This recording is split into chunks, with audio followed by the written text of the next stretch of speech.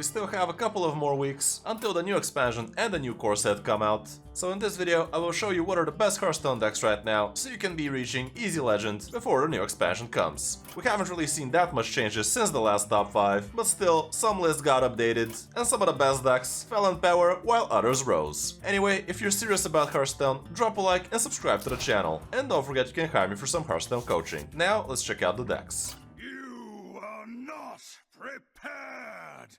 The first deck on the list has to be Undead Priest, which is probably the best deck in the game right now. It's not hard to play, it's pretty fast, it's versatile, and let's face it, it's a little bit overpowered. In this particular variant, we're opting for more free drops with the Brittle Skin Zombies instead of the 2-mana free 2s, which were giving you cards from the opponent, and this does look like the best performer right now. When playing against this deck, you gotta remember that their key turns are in turn 4 when they can resurrect all of their undeads that have died from the last turn, and you also gotta remember that after turn 5, Shadow Word on Death is a very possible danger. While playing this deck, you basically want to be tempoing out minions, chipping damage turn after turn, and basically overwhelming your opponent with your undeads, which also have negative effects on them when they die. Don't forget also that Najak Hexen can steal opponent minions, and if you actually use the silence on the minion you stole, that is also gonna leave the minion for you. And a lot of opponents actually do not know that, so they might still attempt to waste resources on your Najak, hoping that they get the silenced minion back. Also, if you don't have the dust for crafting Najak Hexen, you can just get the Void Shard, and that deck is just as good. For the matchups, here's what it looks like. The only bad one for you would really be Aggro Mage, and it's not even that horrible, according to the stats, but it's definitely not an easy matchup. Against everything else, it's pretty green, or at least about 50. Mulligan-wise, going first, you're always gonna want your Void Touched Attendant. Undying Allies is pretty OP,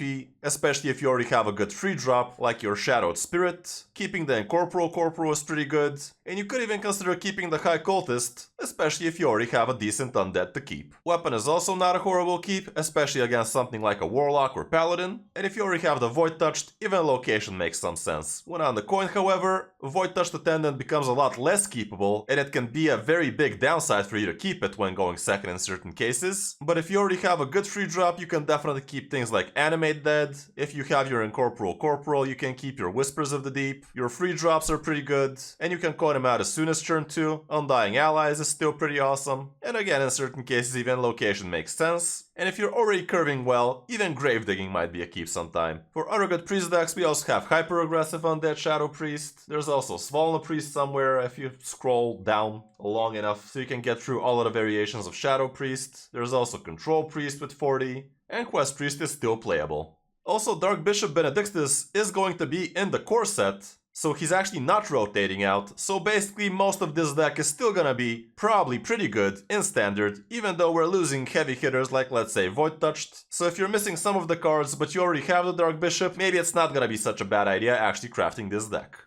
On the number 2 spot, we have Unholy Death Knight, which took the crown from Frost Death Knight as the best performer from Diamond to Legend, even though Frost Death Knight is also still pretty good. This is a very classic variant of Unholy Death Knight right now, nothing really out of the ordinary. You also have Astalor in this one, and for key turns against this one would be turn 3 Hawkstrider into a turn 4 Nerubian Swarm Guard, so be careful not to let him be able to do something like that against you. And also the Lord Marogar is a very great way for you to be losing the game against them, so be careful around turn 7-8. Matchup wise, as you can see, Fel Demon Hunter is not gonna be great, but everything else looks pretty awesome. For a mulligan, going first, Hawkstrider Ranger is not bad.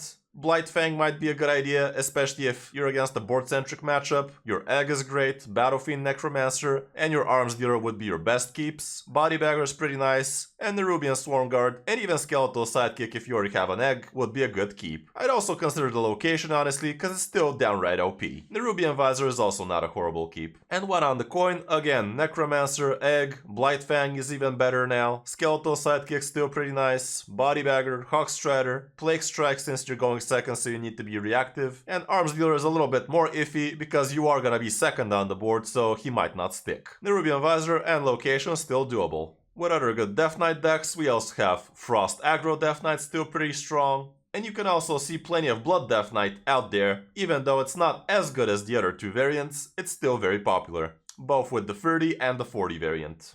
On the number 3 spot, let's talk about Pure Paladin, which is another great deck to be reaching Legend with. It's both fast and not complicated, so it's perfect for that. In this variant we're running Kero Roam, which is a rotating card, so if you don't want to be crafting her, you can instead craft the 2-mana Katori. Or heck, even just the 1-3 Discover a Card Battle Vicar, second copy of it. For this deck, the key turns would be turn 5, where they usually are able to drop both their Light Rays if they're good enough, and also turn 6 Blood Crusader into the Countess is also something you need to be careful about. And usually you will know if it's gonna be happening because they normally play Order in the Court decently early so they can draw all of those cards on time. You also gotta be careful about their Seal of Blood, and don't forget they can also use Blood Matriarch Liadrin plus Seal of Blood, and that suddenly make their Light Rays usually into 0 mana 5/5 Divine Shield Rushes, which can be huge. Matchup wise, the stats are very populated, and as you can see most Death Knights are not gonna be your friend. Aggro Mage still not great. Undead Priest is on the iffy side, same goes for Imp Warlock. Everything else looks pretty decent though. For a mulligan, going first you want to have a good 1-drop. Seafloor Savior is also pretty nice. Stoneheart Vindicator can also be great, but be careful playing it super early because if it draws you the 2-mana Order in the Court, you gotta ask yourself, are you actually ready to play that this early, or are you just gonna brick your card draw? When you're on the coin, here's what it looks like again, and here even things like Blood Matriarch Liadrin makes sense, but even when going first, it can also be a pretty good curved card. The Purator might also make the cut here, but it's basically kind of the same thing. Alliance Bannerman is also generally a good keep in both cases if you ask me. For other good Paladin decks, we also have the Pure Control Paladin variant with some dragons in it. And there's even a full Dragon Paladin with Kazakhstan in there, which is also positive, but not as good as you can see. Silverhand Paladin is also okay, but it's just 52% win rate, so it's a lot less strong than the more popular Pure Paladin.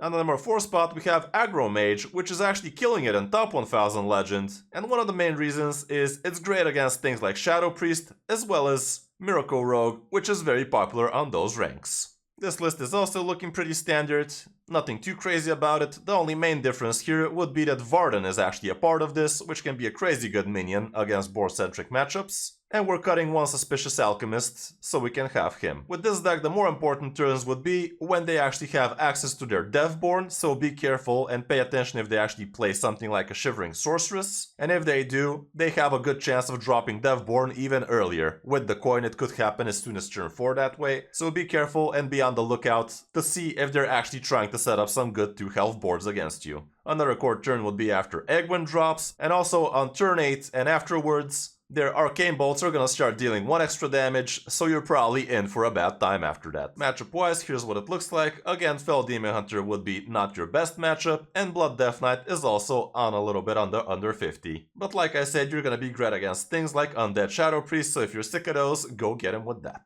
Mulligan wise, here's what it looks like going first. Frostweave Dungeoneer is always a great keep. Shivering Sorceress also is your best 1-drop. Trog is also pretty nice against certain matchups, like against the Rogue it's pretty awesome. Amplified Snow Flurry not a bad keep. Frozen Touch, Arc Splitter, and Location would also be a great keep. If you already have Shivering Sorceress, you might even keep things like Devborn or Cold Case. When on the coin, again, Dungeoneer and Frozen Touch and Location would be great.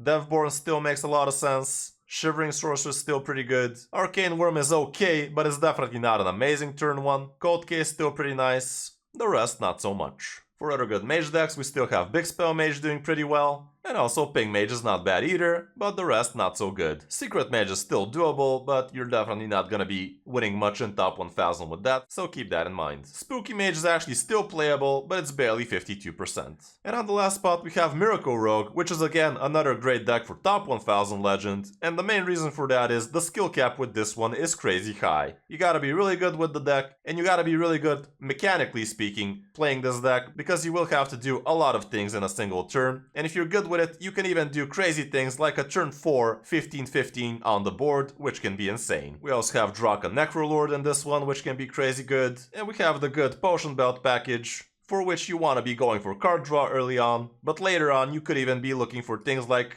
double free damage to the face and actually kill your opponent through their taunts. The plausible key turn for this deck is usually around turn 4 where they build their first big location, but basically if they haven't done anything on turn 4, you gotta be expecting it to happen on turn 5 and so on. The thing about this deck is when they do a big turn, it usually takes them a while to load up another big turn, but it also takes them 1 extra turn for their location to open up, so it usually takes them 1 turn to, again, draw a bunch of cards so they can have a load up, so you gotta be prepared for those things to be happening against you. Matchup wise, here's what it looks like, and like I said, mages are not gonna be your friends. But also priests, paladins, and death knights are not gonna be a great opponent for you. And also Death Rattle Rogue can be a little bit too cheesy against you as well. With hunters, it's also a little bit under 50, but still, if you're crazy good with this deck, you will be able to win against most of these. For the mulligan, here's what it looks like going first. You want your good cheap minions, your location, potion belt, cutlass, and even Edwin could be a decent keep, but usually when going first I don't really like keeping him. Same goes for Potion Master Putricide. I don't think he's a keep, but he is an okay play early on if you actually have some merit for it. Depending on your hand, you could even keep things like Prep or Bone Spike, but it's a little bit tricky, so be careful with those. When going second, you could even keep things like Draka, but again, Potion Belt is MVP, your location, you're a Ghoulish Alchemist, and I'd say Edwin is a little bit more keepable in this case. And you could even technically keep things like Mailbox Dancer and Shadow Step if you, let's say, already have Location plus Potion Belt. In that case, I think you will be able to make it work. For other good rogue decks, we also have Death Rattle Rogue going strong. Thief Rogue is also still decent with the 40 and the 30 variant, but that's generally it for the rogue class. For the classes we didn't mention, with Demon Hunter we have Spell Demon Hunter, both with and without the weapon doing very good. And there's also Aggro Demon Hunter out there still, even though it's not very popular. For Druid, Quest Druid is actually a crazy good deck, but I didn't feature it into this top 5 because the skill cap here is also a bit too high. The 40 Ram Druid is also doing pretty well, and even Aggro Druid is still playable, even though it's not the monster of a deck it used to be. With Hunters we still have Shock Spitter being decently good, there's also still 40 Beast Hunter doing well, even though I've no idea why this K9atron is still a part of that list, because now this is a beast. So that would be ruining your synergy with your Asheron Saber most of the time. There's also a secret heavy Beast Hunter with Vandar, which looks kinda weird, but apparently it's not bad. And we also have 40 Quest Hunter, which is also doing well. For Shamans, we have Murloc Shaman being the best performer, but there's also this weird mid-range Murloc slash Zoo-ish kinda deal Shaman, which utilizes things like Hawkstrider Rancher and Boner and a lot of other things. We also have Big Shaman still being acceptable, I guess, even though it does look weird. With Warlock, we still have Imp Warlock, and technically I could have included it into this top 5, but you already know about it. Imp Warlock is doing pretty good, same with Cursed Imp Warlock. Phylactery Warlock is still playable, even though it's pretty hard of a deck. And there's also Thaddeus Warlock doing okay, but it's nothing too special. And for Warrior, Quest Warrior is actually rising somewhat in power again, with about 55% win rate, with a not enough big sample size, but still, it's better than what the class had. And Rage Warrior is also decently well. And we still have things like Control Warrior, but they're not doing too good. So that's gonna be it for this top 5, guys. Hope this helps you figure out what you want to be playing on the last 2 weeks of the Year of the Hydra. If you're serious about Hearthstone, drop a like and subscribe to the channel. Thanks for watching, I'm Kris05, and I'll see you in my next video or stream.